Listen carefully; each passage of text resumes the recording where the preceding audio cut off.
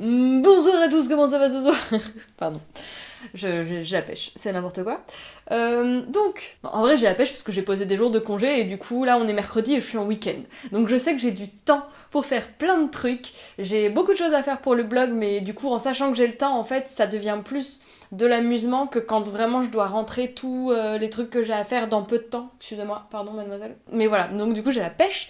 Donc c'est parti pour une petite vidéo simple et rapide parce que j'aime bien aussi faire ce genre de vidéos. Je sais que ça vous plaît, je sais qu'elles sont bien regardées et moi elles me demandent moins de temps à faire, donc d'un côté c'est frustrant quand je fais des trucs plus longs, plus compliqués et qu'elles sont moins vues, mais ouais c'est cool de revenir au basic. Basic bitch. Alors, produit terminé.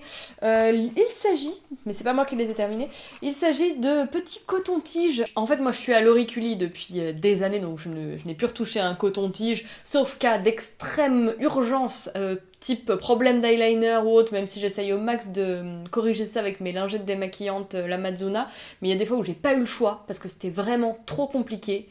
Et j'ai utilisé un coton-tige de mon copain. Normalement, il utilise les Muji parce qu'ils sont noirs et qu'ils sont un peu classe et tout, et il aime bien, bon bref. Ouais, il est classe jusqu'au coton-tige, mon mec, hein, comme ça. Et sinon, j'ai trouvé ceux de Nuo, il y en a 100. Ils sont en bambou et en coton, et en plus, ils sont vegan, fair, water neutral. Donc ça, je suppose qu'en fait, ça veut dire que c'est neutre sur l'impact environnemental, quoi. Ça doit pas utiliser beaucoup d'eau. Je pense que c'est ça le délire. Donc écoutez, c'est une bonne alternative quand même pour ceux qui ne veulent pas passer aux auriculis, parce que je sais qu'il y en a beaucoup qui sont pas encore très chauds pour ça, et quel dommage les amis. Mais sinon, il y a aussi des nouveautés qui viennent d'arriver chez Mademoiselle Bio.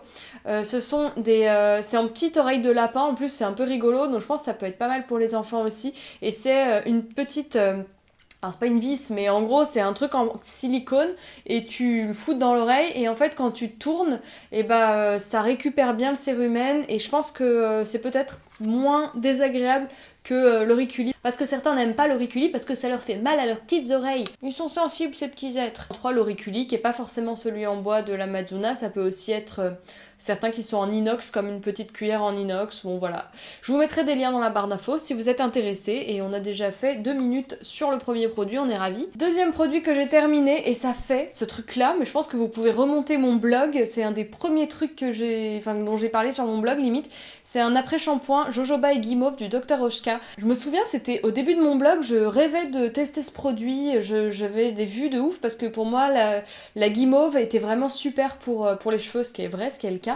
Mais j'ai mis des années à le finir ce truc parce qu'il en suffisait de très peu et moi je n'utilise quasiment jamais d'après-shampoing. En fait j'aime pas ça, ça me saoule, enfin j'aime pas le geste en fait, ça m'énerve. En fait moi mes cheveux s'en mêlent pas trop et je préfère faire un masque avant, faire poser un masque ou un truc gras ou de l'huile et tout avant mes shampoings ou faire carrément un masque avec des plantes et tout, mais ça c'est ce que je fais très rarement.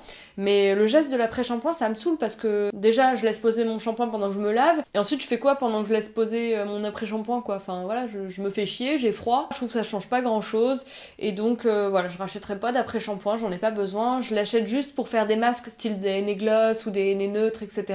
Si je suis contente d'avoir de l'après shampoing pour ça, mais là pas besoin d'avoir un truc de ouf jojoba guimauve du Dr Oshka pour faire ça. Donc je ne rachèterai pas si vous ne l'avez pas compris, mais je suis très contente de l'avoir terminé. J'ai aussi terminé 2 petits dentifrices de la marque Le Bon parce que j'avais reçu cette boîte avec 3 miniatures, là je suis sur le 3e dentifrice. C'est Oh My Cream qui m'avait filé ça à leur journée presse et l'originalité de ces dentifrices réside dans le fait qu'ils sont très chers. Non, c'est surtout que en fait, enfin oui ils sont très très chers, je trouve ça vraiment trop cher. Je les aurais personnellement pas du tout achetés à ce prix là, je trouve ça... Vraiment, vraiment abusé quand même. Mais en tout cas, leur originalité, c'est quand même les parfums. Alors, faut aimer aussi, hein. Faut quand même être assez audacieux pour mettre aussi cher dans des produits au goût aussi chelou. Voilà, donc tu as cannelle menthe, tu as mangue menthe et tu as pineapple et tu as ananas rooibos menthe. Alors, j'ai fini le ananas rooibos menthe. Et figurez-vous que c'était pas si mal, hein. C'était pas si terrible que ça. C'était pas... Ça avait ce côté un peu sucré, mais plutôt agréable. Il y avait quand même le goût de menthe suffisamment présent pour laisser un goût, un truc un peu frais dans la bouche, mais c'était pas hyper chelou. Et pareil, à la cannelle, moi à la base j'aime pas la cannelle, mais quand même en dentifrice j'aime bien, parce qu'il y a ce côté très, très rafraîchissant, très purifiant, un peu antibactérien, que j'aime bien. Donc franchement je les ai bien kiffés, mais je mettrais pas ce prix-là, je mettrais pas à ce prix-là dans des dentifrices personnellement. Donc je vous les conseille pas plus que ça. Mais ils sont très beaux. Et en général, quand les trucs sont très beaux, je dis c'est bien pour un cadeau, mais là, si t'offres des dentifrices en cadeau, tu risques d'avoir des problèmes, ou alors c'est des gens que t'aimes pas, enfin je ne sais pas. Mais bon, voilà, je passe mon tour. Ah bah voilà, j'ai terminé par exemple le gel dentifrice végétal de chez Velleda, et lui c'est un de mes basiques, mais il a été dépassé par le dentifrice du Dr Bronner's à la menthe que j'aime beaucoup, que j'aime plus que tous les autres, et qui me permet d'alterner avec des dentifrices solides ou en poudre, etc., comme je vous avais montré dans mon haul de Londres. Mais sinon, en basique facile à trouver, dans des parapharmacies, etc., je vous conseille le dentifrice végétal, le vert de chez Velleda, que je trouve vraiment top. Il est frais, il a une bonne composition, je sais plus combien il coûte, mais des fois il y a des lots de 2 et il est facile à trouver. Donc celui-ci, je le rachèterai pas tout de suite ou voire pas du tout. Mais si je suis en dèche et que je fais pas de commande sur internet, je me dirigerai à nouveau vers celui-ci. J'ai terminé le gel nettoyant de chez Olution. Voilà. Il m'a nettoyé le visage, mais nettoie et régule sans dessécher, purifie tout en douceur. Franchement, ça se passait bien. Comment il sent? Ouais, il sent bon. Ça sent vraiment le gel nettoyant relativement classique, y a rien d'extraordinaire. J'ai pas adoré. Les produits d'Olution sont un petit peu chers, mais ça va, hein, c'est tout à fait accessible. Et en gel nettoyant, j'ai un petit peu de mal à donner mon avis, à part quand vraiment ça m'assèche ou qu'il y a un truc que j'aime pas, ou une odeur ou une texture que j'aime pas, là, ça faisait un peu comme un gel douche, quoi. Donc voilà, assez lambda et pas de gros coup de cœur. Et pour le prix... je ne rachèterai pas, voilà. En ce moment, je suis avec le gel nettoyant Transparence de chez Slow Cosmetics, que j'aime beaucoup. Lui, pour le coup, il a un parfum très agréable, il a ce côté gel. Là, c'est un côté crème. J'aime moins crème, j'aime bien les nettoyants gel. Donc, je continue à me diriger vers les nettoyants gel. J'ai terminé, gros coup de cœur, gros coup de cœur, j'ai terminé mon petit nectar de jeunesse, d'où mes quelques années de moins, vous l'avez constaté, j'imagine. Vous l'avez constaté parce que j'ai des boutons. Parce que j'ai mangé plein de sucre. Bref, en tout cas, ce sérum éclat 2 en 1 de chez Caretic est une petite pépite. C'est un de mes vraiment favoris de gros coup de cœur là, très récent. À tel point que j'en ai repris un deuxième flacon. Donc là, je suis repartie comme en 40 avec le même sérum. Et vu le nombre de trucs que j'ai envie de tester, c'est quand même assez rare que je rachète le même produit, même quand je l'aime bien. Donc c'est vous dire comme je l'aime. Donc c'est un sérum qui est vraiment anti-tache, qui va vraiment un peu illuminer la peau, lisser un petit peu les pores... et donner un peu, maintenir l'hydratation de la peau, quoi, donner un peu à boire à votre peau. Il est à base de miel de fleurs de karité et il est très très hydratant. Donc c'est avec grand plaisir que j'entame un deuxième flacon de ce produit. Seul bémol, je trouve que c'est parti hyper vite. Pourtant j'en ai utilisé une goutte matin et soir, 1 à 2 gouttes matin et soir. Il y a juste le flacon pipette que j'adore pas, je préférais un truc pompe, vraiment pour délivrer une juste dose. Mais là, vu que c'est un sérum un petit peu onctueux, quand tu remets le flacon, ça se dépose sur les bords et tout, il y a juste ça que je trouve pas ouf. Mais sinon, le produit est au top, donc je le recommande à 1000% et je le rachète. J'ai terminé le mascara bio et naturel de chez Absolution, donc en partenariat avec Christophe Danchaud, maquilleur des stars. J'adore dire ça. Mais il est vraiment maquilleur des stars, hein. J'ai regardé son Insta, il maquille Lily Rose Depp, Vanessa Paradis, tout ça, quoi. Tout le Gotha, quoi. Catherine Deneuve. Donc ce mascara, j'ai bien aimé sa brosse, parce qu'elle est pas trop grosse, contrairement à celle de Lily Lolo. Je trouvais qu'il était bien, mais je trouvais qu'il a... Enfin, pas qu'il a séché, il a séché mes cils. De toute façon, mes cils vont pas très bien en ce moment, j'en ai pas trop. Je trouve qu'ils sont tout éparpillés. Bon bref, je sais pas, des fois j'ai des périodes avec ou sans cils, c'est un petit peu dommage. Mais en tout cas, celui-ci, je trouvais qu'il s'émiettait un petit peu en fin de journée, que j'avais des petits dépôts. Mais... des petits dépôts. Des petits dépôts. Pardon, je suis en pleine forme, c'est effrayant. Mais visiblement, c'est un des favoris de plein de filles, de copines que je suis et tout sur les réseaux. Et moi, c'est pas énorme coup de cœur. Je préfère celui de Lily Lolo, le dernier là, qui est avec la grosse brosse. Mais je me demande si je suis pas en train d'en revenir. Donc je vais repasser à celui d'avril après, je pense, pour un temps. Et puis après, je retesterai, je verrai s'il y a des nouveautés qui sont sorties d'ici là. Mais il reste quand même clairement dans le top 5 des mascaras bio naturels, quoi. Le Lily Lolo, le volume, le normal, le avril et celui-ci, ils sont vraiment dans le top. Dans le top calidad.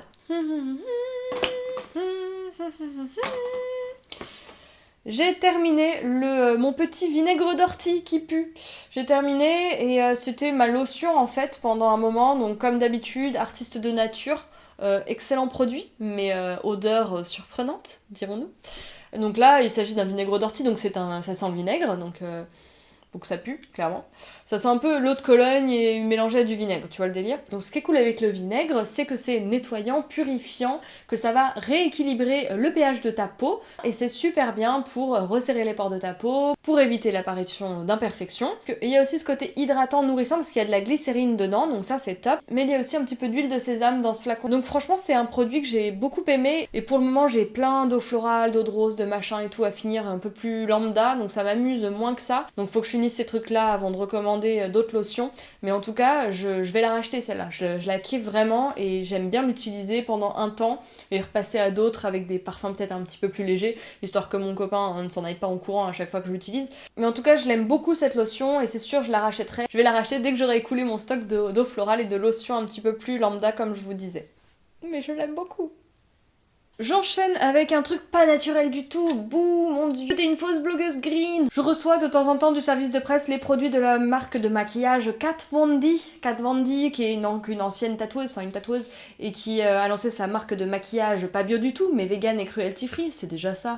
Et là il s'agit donc du Tattoo Liner qui est donc un eyeliner et je suis sur la fin là, c'est encore celui-ci que je porte actuellement sur mes yeux et je l'ai utilisé pendant un bon moment et en fait souvent les eyeliners en feutre quand tu l'appliques par-dessus des fards à paupières ils s'assèchent hyper vite parce que voilà il y a les pigments du fard qui se déposent sur la mine feutre et du coup c'est pas hyper noir, c'est pas hyper dense et en fait il est vraiment top et je sais que c'est un peu l'eyeliner qui est conseillé aux meufs qui savent pas trop mettre de liner et tout et il a été vraiment plébiscité par beaucoup de gens.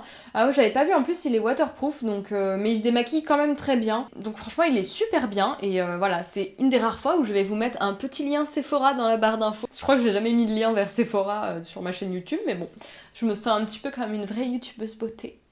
Je sais pas ce qui m'arrive. Bon, enfin là je vais continuer, je vais repasser sur mon Zao qui était vraiment mon liner préféré dans le bio parce qu'avant j'étais vraiment au Je mets Maybelline, enfin je sais plus la marque existe plus, enfin au Je mets, oh je sais plus quelle marque existe plus. Bref, en tout cas je verrai si le choc est pas trop dur de repasser au truc bio après avoir utilisé un truc conventionnel parce que ils sont pas encore hyper au point sur les liners. Hein. C'était toujours un peu ma bête noire, les eyeliners en maquillage bio, mais j'avais réussi à trouver puis on m'a envoyé celui-là. Donc bon, on verra. En tout cas, je vous le recommande si vous n'êtes pas à 100% bio mais que vous êtes vegan et cruelty free. Parce que ça, on s'en fout quand même jamais vraiment complètement, j'ose espérer. Je vous le conseille à 1000%. J'ai terminé un petit gommage de la marque Bomoy. Bomoy, c'est une marque que j'aime beaucoup. Et j'aime beaucoup, en fait, Ah oui, j'utilise leur masque purifiant à l'argile, aux huiles essentielles, etc. que j'utilise vraiment quasiment toutes les semaines, que je l'aime vraiment beaucoup. Et là, c'était le gommage, c'était la crème exfoliante façon verre glacé, qui était dans une Nuo Box. Et bon, je l'ai pas plus aimé que ça. Je trouvais que les grains... Alors, c'est peut-être bien pour ceux qui ont la peau un peu sensible. Moi, j'ai pas la peau ultra sensible et j'aime bien les gommages qui y vont, tu vois, qui gomment et qui dégomment. Oh mon dieu, punchline. Et bah celui-là, je l'ai pas trouvé, qui dégommait, tu vois. Donc là, en ce moment, j'utilise celui de Madara, que j'aime énormément. Donc je vous mets le lien aussi dans la barre d'infos. Et celui-ci, je l'achèterai pas. Mais si vous avez la peau sensible et que vous n'avez pas besoin de grains qui démontent la gueule, vous pouvez vous diriger vers lui. Voilà. Jamais un gros avis sur les gommages. Ah si, il y a celui-ci. Alors là, c'est celui de chez Denovo que j'ai terminé. Donc c'est le petit format, hein. Ça existe en gros. Donc il y a la version comme ça épure. Donc c'est celle pour les peaux à imperfection. Et il y a aussi la version illumine. Parce que c'est la gamme Denovo où il y a à chaque fois la version pour les peaux à imperfection et pour les peaux qui manquent d'éclat. Moi je préfère la gamme pour les peaux qui manquent d'éclat. Je trouve que c'est beaucoup plus efficace même pour les imperfections. Parce qu'il y a ce côté vraiment... encore une fois, resserrer les pores de la peau, illuminer, donner de l'éclat. Et moi, c'est vraiment ce que je cherche le plus parce que bon, j'ai bien compris que pour les problèmes de peau, en tout cas dans mon cas, c'était surtout l'alimentation. Pour d'autres, ça va être les hormones. Voilà, les cosmétiques, c'est complémentaire, on va dire, mais pas essentiel. Enfin, voilà, je modère mon propos, mais vous voyez ce que je veux dire. Et donc j'ai terminé ce gommage là et là moi j'adore ce format là, je préfère ça au format en grains, j'adore les gommages enzymatiques, donc c'est vraiment là c'est une poudre, c'est vraiment comme de la maïzena, c'est une farine très très fine, une petite fécule quoi, on est sur de la petite fécule et tu mets ça dans le creux de ta main, tu humidifies un petit peu, tu laisses poser mais 2-3 minutes quoi, vraiment tu laisses poser le temps de ta douche à peine, le temps de ta douche et tu laisses poser ton shampoing, ton masque, ce que tu veux machin. Et là ta peau est ultra douce, mais genre ultra douce quoi, et y a pas de grains. Donc je suis très très fan de ce format là et très fan de ce produit. Donc pas celui à imperfection, je rachèterai pas celui-ci, mais quand j'aurai terminé mes autres gommages et tout, je rachèterai celui de la gamme Illumine. Par contre je trouve que le packaging, il est pas très beau. Voilà, c'est le seul. Alice, si tu peux trouver un autre packaging. Non, il est bien pour sous la douche parce que bah voilà, ça permet de sûrement que le produit coûte moins cher. Ça le protège bien. Il y a juste le petit trou là pour mettre facilement, pour doser facilement le produit. Franchement, c'est tout à fait efficace, mais c'est pas ultra joli. Je pense que ça pourrait être bien plus joli. Hein, voilà, pour faire la chieuse. Mais je rachète. Et dernier produit, j'ai aussi terminé un déodorant Clémence et Vivien, donc le sucré. Qu'est-ce qui sent le sucré? Je me souviens plus. Oh là, ça a tourné ou quoi? Ah non, ça daube là. Ah, ça fait longtemps que je l'ai terminé. Non, mais il sentait très bon, mais là, je crois qu'il a été renfermé et à moitié vide depuis longtemps. Mais en tout cas, comme d'habitude, moi, Clémence et Vivien, c'est mon basique, et j'adore ce déodorant-là, même si, comme vous l'avez vu, j'en ai énormément. D'ailleurs, faut que je vous fasse un post, j'ai fait une photo de tous les déodorants que j'avais actuellement, et c'est effrayant. C'est complètement effrayant, mais bon, c'est des trucs que je vais utiliser et qui, malheureusement, partent quand même relativement vite, donc ça va le faire, je vais m'en servir. C'est pas comme un blush ou des trucs comme ça qui te durent de base 500 000 ans. Mais en tout cas, ouais, j'ai un petit problème avec les déodorants bio, là, je sais pas, j'ai envie de tous les tester. Mais je continue de vous conseiller ce petit basique de Clémence et Vivien parce qu'ils sont pas très chers. Par contre, il y a du bicarbonate de soude dedans, et je sais que certains ont des petites aisselles fragiles, et que le bicarbonate de soude est un petit peu agressif pour eux. Voilà, j'espère que ce petit classique des produits terminés vous aura plu. Je vous fais des bisous, je vous dis à la semaine prochaine pour de nouvelles aventures. J'allais me calmer, hein. Salut!